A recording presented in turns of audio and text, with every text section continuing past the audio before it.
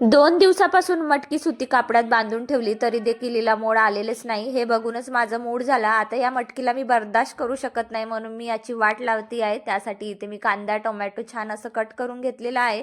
यासाठी मी इथे लसण पाकळ्या घेतल्या, त्यात छोटासा आल्याचा तुकडा, जिरा टाकला आणि छान ठेचून घेतलेला आहे. दरदरीत ठेचून झाल्यानंतर कढईमध्ये तेल तापवायला ठेवलं. कांद्यासोबत ठेचलेला लसूण घालून घेतला आणि अशी झणझणीत फोडणी मी इथे दिलेली आहे. सोबतच टोमॅटो मिरची घातली आणि मस्तपैकी इथे हळद तिखट आणि मसाला जे आहे ते टाकून घेतलेला आहे. आणि बघा, मटकीची भाजी इथे तयार झालेली आहे. शेवटी या मटकीची वाट लागलेलीच आहे. त्यानंतर म्हटलं चला मुलांचे टिफिन भरून घेते, त्यासाठी तुपाचे पराठे बनवून घेतले.